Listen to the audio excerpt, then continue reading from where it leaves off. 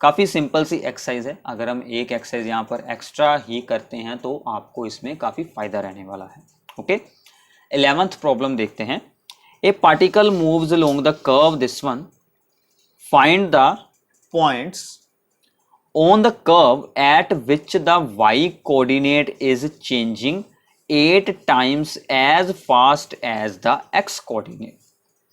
so हमें क्या देखना है कि y coordinate is changing, यानी कि dy by dt changing 8 times as fast as the x coordinate। मतलब हमें क्या दिया गया है कि dy by dt is equals to 8 into dx by dt, ये हमें एक वैल्यू दी गई है। ठीक है, हमें x एंड y निकालने हैं। ए particle moves along this curve, find the points. हमें क्या सोल्व करना है, पॉइंट, यानी कि x और y की वैल्यू निकालनी है। ठीक है, सो एक साइड पर है 6y is equals to x cube plus 2, this is the equation. So derivative करते हैं इसका with respect to t। So 6 dy by D t is equals to x cube का 3x square into d x by D t और 2 का 0। Okay, simple है, simple derivative कर रहे हैं। Now put the value dy by D t in place of the this one. So this becomes 6 into 8 dx by D t is equals to the 3x square dx by D t. ठीक है, so now this becomes the 24 minus 3x square dx by D t is equals to 0। ठीक है, now अगर कोई particle move कर रहा है तो rate of change of x coordinate is not 0, क्योंकि हमें यहाँ पर उसके बारे में स्टेटमेंट में बताया गया है। So this means this term is 0। ठीक है, 24 minus 3x square is equal to 0। Okay, so यहाँ से अगर हम x स्क्वायर को सोल्व करते हैं तो वो क्या बनेगा हमारा 24 बाई 3। तो क्या बन जाएगा ये 24 बाई 3, दैट इज, सोल्व करें, सिंपल है 8। सो x बिकम्स 8 का स्क्वायर रूट। 8 का स्क्वायर रूट क्या होता है 2 रूट 2। सो इसके साथ साइन लगेंगे plus minus. So this is the value of x। ठीक है, अब इसके अकॉर्डिंग हमें y की वैल्यू निकालनी है यहाँ से। So 6y is equals to x cube plus 2। So y is equals to x cube plus 2 upon 3 upon 6 sorry. ठीक है, एक बार इसकी वैल्यू हम लगाएंगे पॉजिटिव, एक बार हम इसकी वैल्यू लगाएंगे नहीं। So put plus 2 root 2। So y becomes plus 2 root 2 का क्यूब कर देते हैं, यहाँ पर आएगी वैल्यू। सो 2 का क्यूब बन जाएगा 8। ठीक है, और रूट 2 का क्यूब बन जाएगा 2 रूट 2। ठीक है, so 8 into 2 that is the 16 root 2। ठीक है, इसका क्यूब आपको इस चीज का करना है क्यूब। 2 का क्यूब 8, रूट 2 का cube root 2 into root 2 2 into root 2। So 2 into 8 that is 16 root 2 plus 2 upon 6। ठीक है, आगे इसकी सिंप्लीफिकेशन आपको खुद करनी है। एक साइड पर हम करेंगे minus 2 root 2 and so y becomes minus 16 root 2 plus 2 upon 6। तो ये दोनों आपके यहाँ से आंसर आ जाएंगे। These two are the points where these conditions are satisfied. Okay, तो ये था आपका 11th सम। थोड़ी सी सोल्विंग इसकी डिफिकल्ट थी, बट वैसे सम काफ़ी सिंपल था। ओके, आगे चलते हैं सम नंबर 12th। ठीक है, so the radius of an air bubble is increasing at the rate of this one. तो रेडियस इंक्रीज हो रहा है एयर बबल का। So dr by D T that is the half centimetre per second. At what rate is the volume of the bubble increasing. तो bubble है, ठीक है, उसका रेडियस दिया है, रेडियस तो किसी स्फेरिकल चीज का ही होगा। So volume is equals to 4/3 pi r cube. वैसे तो ये काफ़ी सिंपल है, हम इससे पहले भी ऐसी 3-4 प्रॉब्लम्स सोल्व कर चुके हैं। आप लोगों को इसे खुद सोल्व कर कर ही देखना चाहिए तो अच्छा रहेगा। ठीक है, so dv by D t, volume का हमें रेट ऑफ चेंज फाइंड करना है। So this becomes 4/3 pi r cube का बन गया 3r square into d are by D t. Values लगाते हैं। आर की वैल्यू हम लगाएंगे 1 सेंटीमीटर, स्टेटमेंट में हमें दी गई है। So at R is equal to 1, 3 के साथ 3 कैंसल, 4 पाई 1 स्क्वायर, और D are by D T की वैल्यू हम लगाएंगे हाफ। सो यहाँ से 2 से 2 cancel, so only 2 pi centimetre cube, क्योंकि वॉल्यूम है पर सेकेंड। ये इसका आंसर बन जाएगा। ठीक है, सो काफ़ी सिंपल सी प्रॉब्लम थी ये। Okay, next is the 13th problem. A balloon which always remains spherical, फिर से है spherical, has a variable diameter. तो हमें डायामीटर दिया गया है, दैट इज 3/2 2x + 1। तो हम क्या करते हैं, इससे पहले रेडियस फाइंड कर लेते हैं, कि हमें पता है कि रेडियस ही हमारा यूज होगा। क्या करेंगे, d को 2 के साथ डिवाइड कर देंगे, इसको हाफ कर देंगे। So it becomes the 3/4 2x + 1। Okay, radius बन गया। अब आगे देखते हैं, find the rate of change of its volume with respect to x। तो हमें क्या फाइंड करना है, dv/dx, ये हमें फाइंड करना है। सो पहले वॉल्यूम का फॉर्मूला स्फेरिकल है 4/3 पाई आर क्यूब, रेडियस का क्यूब। ठीक है, अब पहले हम कर देते हैं dv/dx। ठीक है, so dv/dx becomes 4/3 into pi r the constants, r cube का बन गया 3r² इंटू dr/dx, क्योंकि विद रिस्पेक्ट टू x हो रहा है। अब 3 के साथ हो गया 3 कैंसल। अब r की वैल्यू लगानी है, r² है ना, r की वैल्यू क्या है, दिस इज 3/4 2x + 1 का होल स्क्वायर। तो ये हमने अभी सिर्फ r की वैल्यू लगाई है। So this is the value of r, this one. Okay, now dr/dx की वैल्यू, dr/dx की वैल्यू क्या है, तो ये अभी हमने सोल्व करनी पड़ेगी। dr/dx की वैल्यू लगाएं, यहाँ से हम इसको अलग से सोल्व कर लेते हैं। ठीक है, यहाँ पर करें dr/dx, आप इसमें भी सोल्व कर सकते हैं, अलग से भी कर सकते हैं। ठीक है, जैसे आपको इजी लगे सब। सो इसका डेरिवेटिव रिस्पेक्ट टू x करेंगे, 3/4 इज द कॉन्स्टेंट, 2x का आ जाएगा 2 और 1 का आ जाएगा 0। सो this becomes the 3/2। So dr/dx की वैल्यू हमारी लग गई 3/2। अब हमें सिंपली इसका करना है स्क्वायर, बाकी की सोल्विंग हो चुकी है। ठीक है, सो दिस बिकम्स द 4 पाई 3 का स्क्वायर 9/16 2x + 1 का होल स्क्वायर इंटू 3/2। ठीक है, अगर कोई टर्म्स यहाँ से सोल्व हो रही हैं तो 4 के साथ कैंसल, और बाकी सब कुछ ऐसे ही रहने वाला है। सो 3 × 9 दैट इज द 27 पाई/8 2x + 1 का होल स्क्वायर। ये क्या था, वॉल्यूम का विद रिस्पेक्ट टू x, तो इसे हम ऐसे ही रखेंगे, कोई यूनिट्स हमें यहाँ पर नहीं दिए गए हैं। ओके, तो ये सम इतना ही होगा। सो सिंपल है, आपको किसी भी तरह से स्टेटमेंट को यहाँ पर घुमा फिरा कर दिया जा सकता है।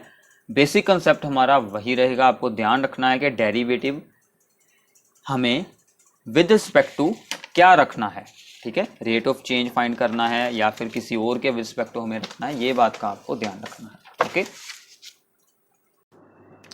सम नंबर है 14th। इसकी स्टेटमेंट क्या है कि sand is pouring from a pipe at the rate of 12 centimetre cube per second.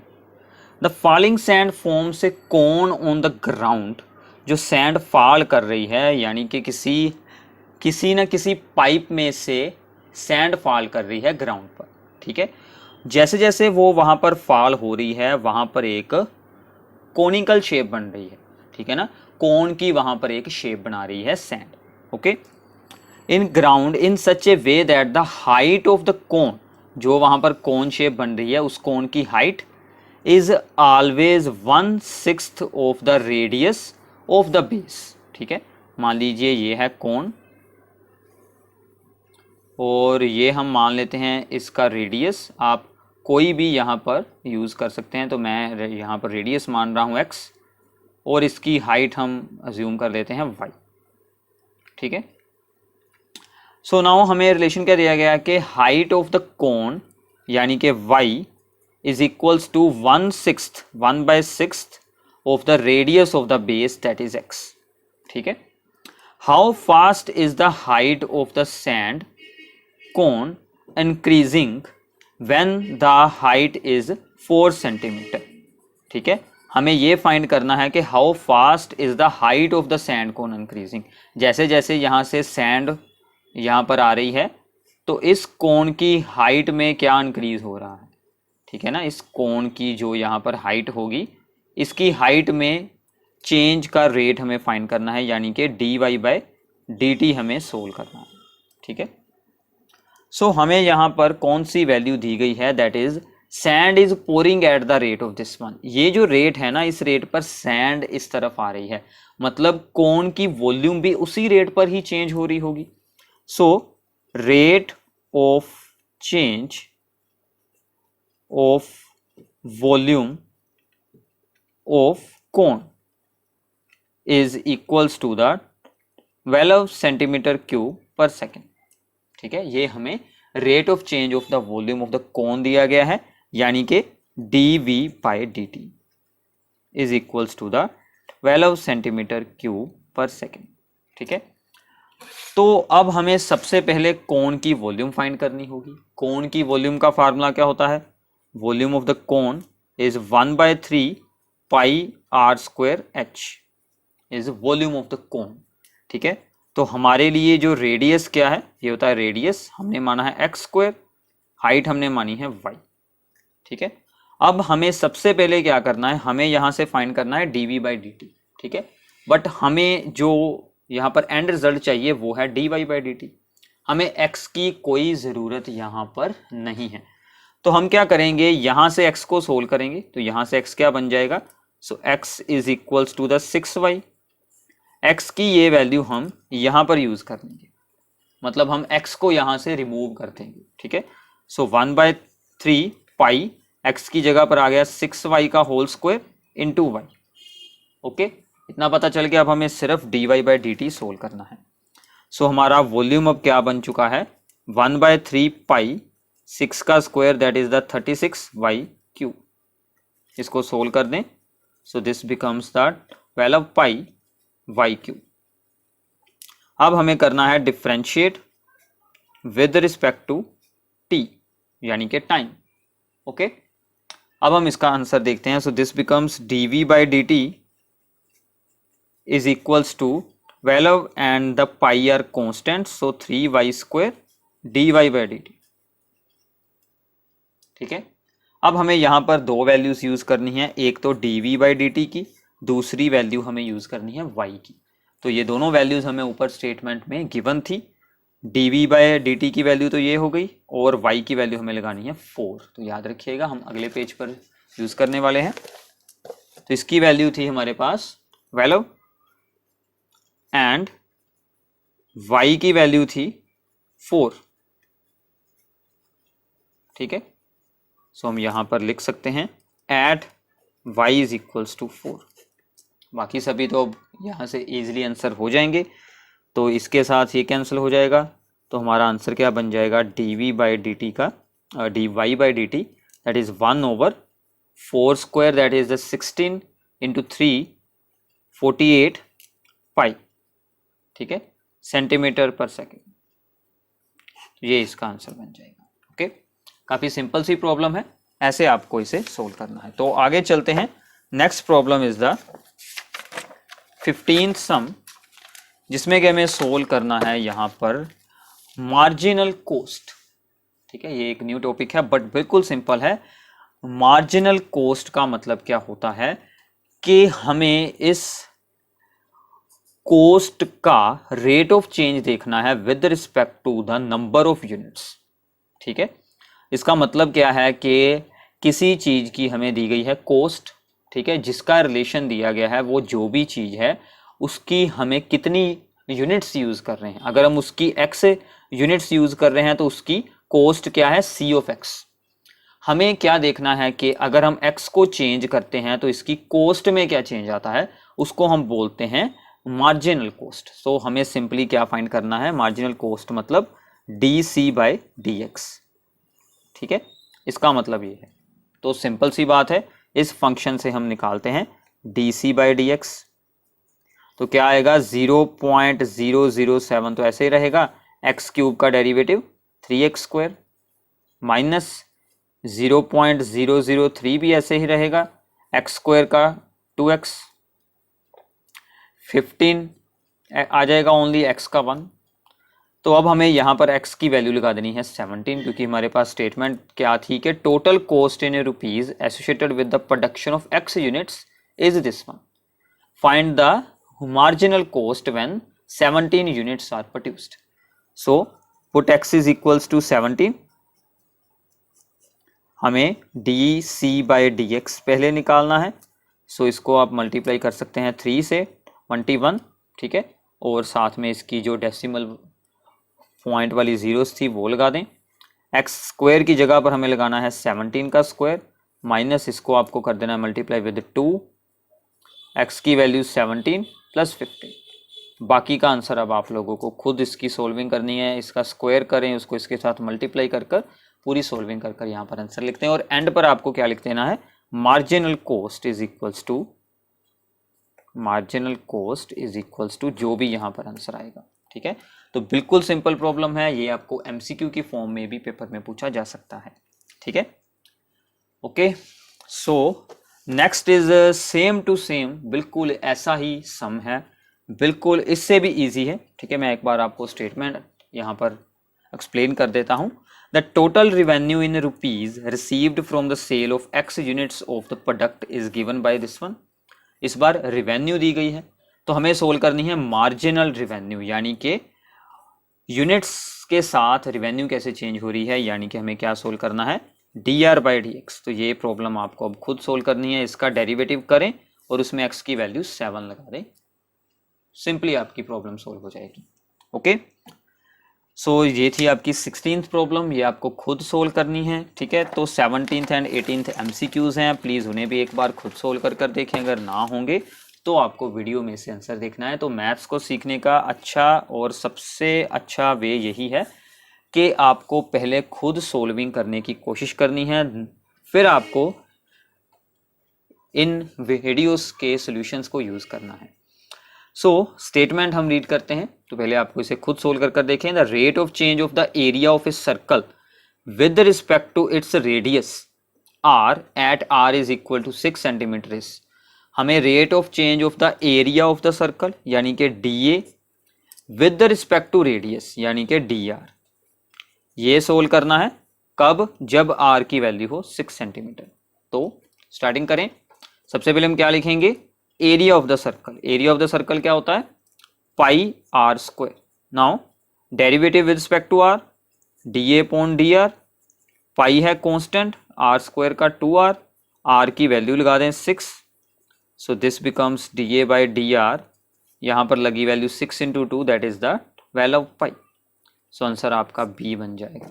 तो कितना सिंपल था MCQ, सिर्फ आपको एरिया ऑफ सर्कल और डेरिवेटिव की जानकारी होनी चाहिए। लास्ट इज द 18th, ये फिर से आपके पास आ गया है marginal cost per, marginal revenue पर। लोगों को खुद सोल्व करना है, इसका डेरिवेटिव करें और उसके डेरिवेटिव में x की जगह पर 15 वैल्यू लगाकर देखें क्या आंसर आ रहा है। तो इसके तो आपकी इसके साथ 6.1 एक्सरसाइज कंप्लीट हो जाती है। 6.2 एक्सरसाइज और बाकी की सभी एक्सरसाइज की वीडियोस ऑलरेडी अपलोड हैं, वो आप लोगों को सभी वीडियो साथ साथ में देखनी है। और NCERT की कोई भी एग्जाम्पल आपको मिस नहीं करनी है, कोई भी एग्जाम्पल आपको नहीं स्किप करनी है। और सबसे आपके लिए जो इम्पोर्टेंट बात है कि चैप्टर के आगे की थ्योरी को जरूर रीड करें, क्योंकि वहाँ से आपको MCQ प्रॉब्लम्स मिल सकती हैं एग्ज़ाम में। इस साल जो आपका पेपर है वो mostly multiple choice questions, blanks या फिर शॉर्ट आंसर्स के साथ ही पेपर इस बार होगा। तो प्लीज़ उस पूरे पोर्शन को जरूर आपको रीड करना है, किसी भी एग्जाम्पल को वहाँ पर बनाकर पाया जा सकता है। Thanks for watching this video.